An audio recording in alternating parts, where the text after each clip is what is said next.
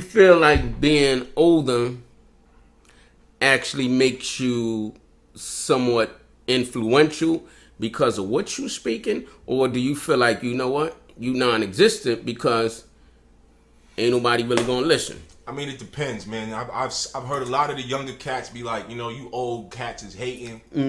I always looked at it like when I was young doing rap, the older dudes didn't understand what we was doing. Right. So I give these young boys their leeway. They got to find their own way, and they doing it how they feel. Right. What I say to this is, you look at any other genre of music, like Willie Nelson is a dead body.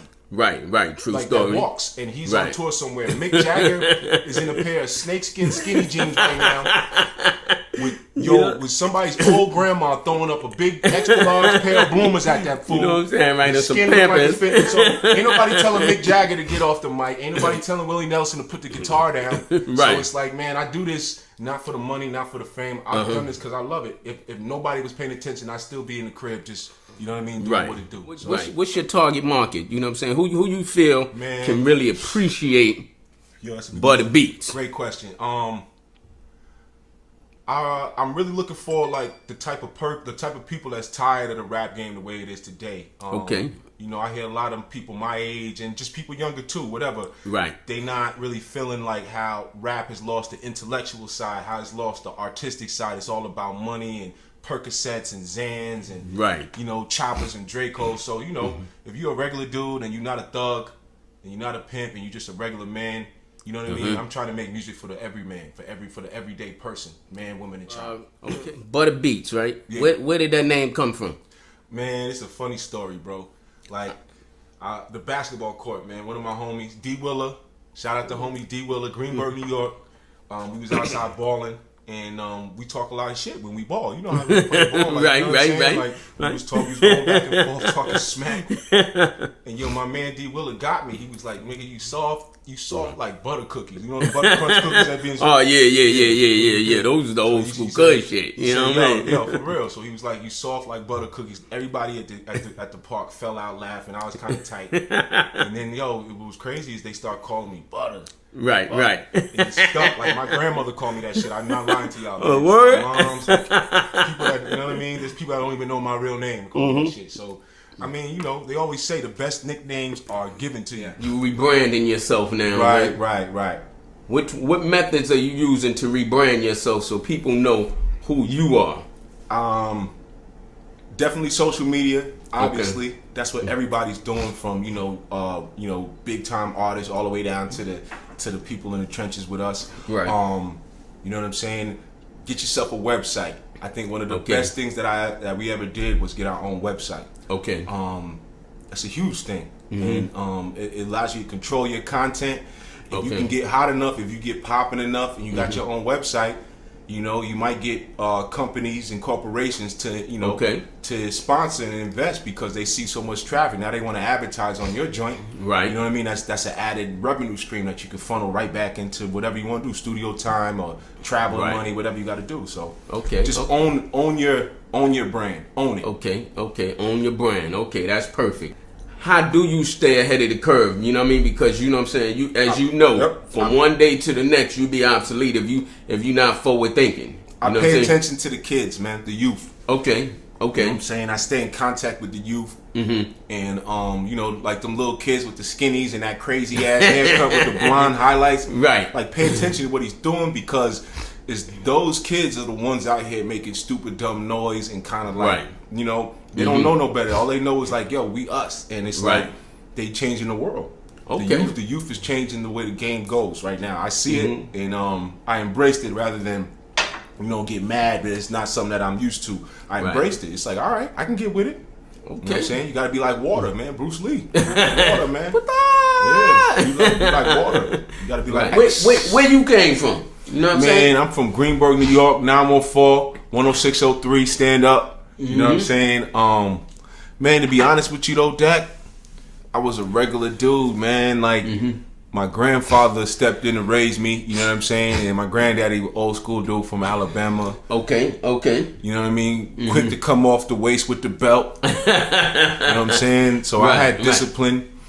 But you know what I mean. I grew up around a bunch of knuckleheads, like you know what I mean. All, you know, I grew up around a bunch of street dudes, and you know, so it was like I had my feet in both worlds. You know what I'm saying? I would come home, it was structure, but you go out in the streets. It's a different ball game, so I had to learn how to play both worlds equally. Right. What really saved me was that, you know, I was held accountable when I came home. Like my old man, you know what I'm saying? It was no games. My grandfather was no games. When I came home, he was in the kitchen. He was all up in my kitchen. Right. The cabinets and the cupboards and all of that, man. Yo, what you got? What's in your book bag? Like, what you doing? Okay, what's that? I just knew I had an authority in my life. Okay. And that's what saved me. Like, there was just a strong authority. I had a strong support system. I was a multiple fuck up. I was a underachiever. I went to rich private schools. My pops took me out of the public schools because I was running. Like, I started doing what he was doing. I wanted to be a knucklehead. I was like, I'm knucklehead in training. My pops, like, you know, around 7th grade, he took me out of the public school system. And he put me in these private schools where I was like one of like 12 black children with like 900 white children. Wow. You know what I mean? It was some trade-offs, you know what I'm saying? I was under attack from a racial, sociological standpoint. But at the same time, I was around movers and shakers and I was in a good educational environment. So what he did was he changed my whole entire environment. Like I went from a school where when I was in public school, I used to get C's or C minuses, you know, just bullshitting, not even studying, just writing shit with my eyes closed. And I'd get like a 78, you know what I'm saying? And niggas would make fun of you. Like, yo, nigga, you know how to read? Like, nigga, what you trying to get knowledge, nigga? You see what I'm saying? And then I go to this private school and I see this little Asian boy cry bitter tears of disappointment because his nigga got a B plus instead of an A. You see what I'm saying? Because he's like, I'll never get into Harvard. Fuck you. So I can't even get into MIT, bitch. And you know what I'm saying? Like, that shit was an eye opener. Like, I want you to get out of high school. The value system was different. I went to a school where kids was literally thinking about like where they gonna work at. We 15 years old. And they're thinking about where they gonna go to school, where they going to grad school, and that, you know, I mean, that's just what it was for me. I can't call it. But that's what saved me. He put me in a different environment where, you know what I'm saying, it wasn't about that. I think I made the same mistakes like 100,000 times. You know what I'm saying? And then it just comes to a point where you get tired. It's like, I'm tired of making these same mistakes. I'm tired of the same shit. And yo, what it means to be an adult is you take responsibility for yourself. You take responsibility for your own actions. That's how you know that you're president. You know that orange Cheeto? The orange guy. Like, that's how you know he's not an adult. Like, yo, he ain't no you motherfuckers elected a 4-year-old to be president of the biggest country in the world. You see what I'm saying? Because he refuses to ever take responsibility for his mistakes and his lies and his mistakes and all that bullshit.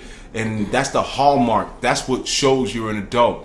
A real adult realizes that it's on me. But even if it ain't all my fault. Even if, like, I had a bad upbringing. Even if I had, like, a crackhead moms or my dad left or something like that. Like, I'm grown now. None of that shit matters. All that matters is what I do from here forward. And so it's taking responsibility for yourself. Straight up like that. You know, they sold the black man. They sold the black man a false bill of goods. You know what I'm saying? And the false bill of goods is like, you know, you done bought something, and then, you know, you're supposed to get it delivered, and then you open up a package and it ain't what you ordered. It ain't what you paid for. And that's what they sold us. And the kids is not really receptive to, you know, you can't just beat them in the head. Like, you feel me? You gotta hit them with a pitch. That they could rock with. Man, these kids right here is not afraid of nothing. Like, I got a 3-year-old niece, man. She will, she'll fight me. And I'm like, yo, you a midget. Like, oh, you know what I'm saying? But then at the same time, I'm almost like kind of like in awe. Like, yo, she's like she can't even really fully.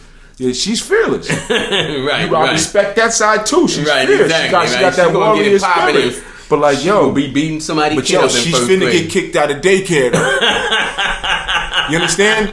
Like, who the fuck gets kicked out of daycare? What are the main differences you see from when you came up, you know, with the hip, the hop, the hippie to the, you know what I'm saying? And to what we got now, you know what I'm saying? To now, like what we got today. Like, what are the main differences you see in the game? That's a good question, right? So I see two major differences. It was more about a culture. You know what I'm saying? How you walk, your style, how you talk, how you rock, how you rhyme, how you dance, how you everything, right? Yeah. And these kids, in my opinion, they don't understand the culture. But it was a culture of black people or black entertainers basically getting raped by the white man. Word up. Because at least the majority of them have sat back and understood and rather learned the game, studied the game, and said, hey, you know what? I'm going to make sure I make some money out of this. Instead of, I'm going to make 6 cents off the dollar and I'm a front. Hey, if I hit it one time, if I hit it 35 times, you know what I'm saying? They don't know, boy. Don't keep hitting it. If I hit it one time, I'm a wifer. Yep. If you hit it 2 times, you're going to get herpes. You hit it 3 times, I ain't going to say no more. One of the things I respect from Cardi B, Cardi B is like a feminist icon. They always throw these white women up there like, oh, this is feminism. No. You know what the real feminism is? It's Cardi B. You want to know why it's feminism? Because like she started out twerking, dancing, you know what I mean? Doing private shows or whatever the hell she had to do. Right. And then she built herself up on the gram. Right. Got the social media popping. Right. Next thing you know, she on TV loving hip hop, getting her numbers up. And now, yo, she's right up there with Beyonce as far as #1 hits in 1 year and all that. Right, exactly. Shit. So like, yo, that lets all the black girls know, like, listen, even if you was labeled a hoe or a thought or a jump off, like, don't let these niggas call you that, cause like, yo, for real, like, you know what I'm saying? Like, you could do anything. Cardi B lets any woman of color, any woman in general know, like, you can come from nothing to something, from less to more. So before we go, right, leave the people with one thing, one thing, one thought, one quote, something. Just leave them one thing. If you're gonna do this music, do it because you love it. Okay. Because the game is full of cats that are over here, and the music is secondary to these cats because it's the lifestyle that they really chasing. Okay. They're chasing the clout, the women, you know, the materials, the jewels, and all of that. Right. And in my opinion, that's what takes away from the artistry. Hip hop is an art form to me. So you know what I mean. In anything that you do it from the right place inside your heart. You know what I'm saying? Right. Right. My old man always said, you know, if you could do something that you love for a living, it's not a job. Okay. Okay. You know what I'm saying? So to the youth or to anybody, like, find what your passion is and try to, you know what I mean, commercialize and monetize what you're passionate about. Too many people is just looking for a job, a better pay raise, a 401k, extra days off, benefits, and that's cool if that's what you into, but honestly, you don't, when you do what you love every day, you're not working. You doing, it's a labor of love. You feel me? It's not labor. So I think that's a really good thing. Like, do what you love and you won't have to work a day in your life.